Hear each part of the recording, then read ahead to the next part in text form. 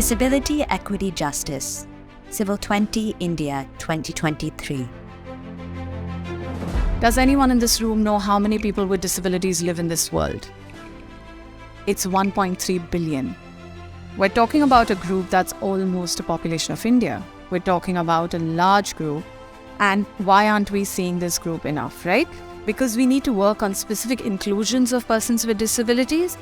And what happens if we don't do that? Why disability inclusion is a critical issue within the C20, within the G20 presidency, is because the cost of exclusions are really high. So other than the human-centric approach, other than inclusion within societies, we're looking at cost of exclusions that could be as high as 7 to 10% of GDP of a country.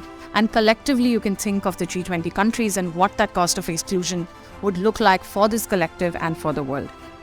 India makes a big and bold commitment on disability inclusion. C20 is an official engagement group of G20. This year, C20 recognized the need for a standalone space for persons with disabilities to inform G20 priorities. The Disability, Equity, Justice Working Group was formed. This is a historic step forward, the first time that disability has been given a dedicated space for action in C20 and G20 processes. Disability, Equity, Justice Working Group.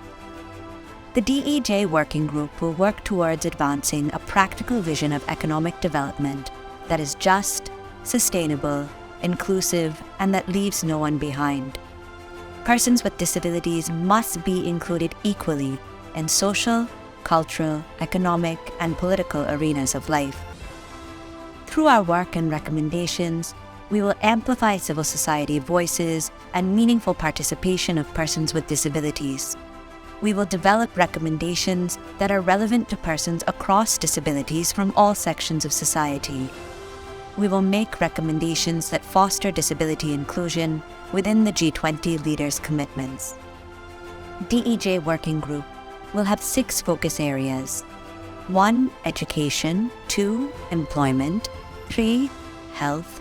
4. Environment, climate, sustainability, and disaster responses. 5. Sustainable development, social protection, and poverty. And 6. Inclusive societies and cultures.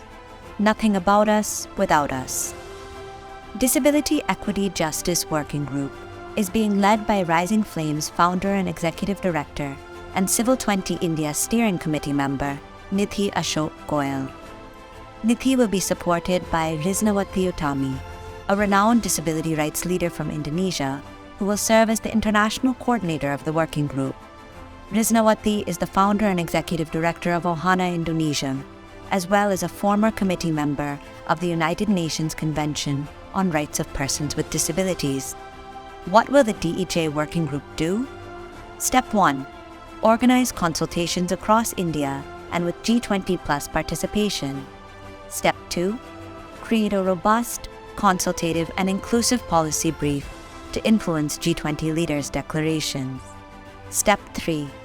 Use this opportunity to mainstream disability on global social agendas through awareness campaigns. The shift has to happen from disability being seen as a welfarist approach, right? So as an approach of charity, welfare, etc., to people who are contributing to the economy, people who are contributing to the productivity, people who have rights and dignity. It should also move from a space where we're only having persons with disabilities visible to persons with disabilities at the table, persons with disabilities leading the processes. And that's when we establish dignity and rights. And this is what we want to do within the working group as well. Stay tuned for updates on sending in your recommendations and best practices, and to join virtual and in-person events, as well as policy consultations and much more, as we move ahead in the process together. For more information, visit our website, www.risingflame.org. For any other questions, write to us at disability.equity.justice@risingflame.org.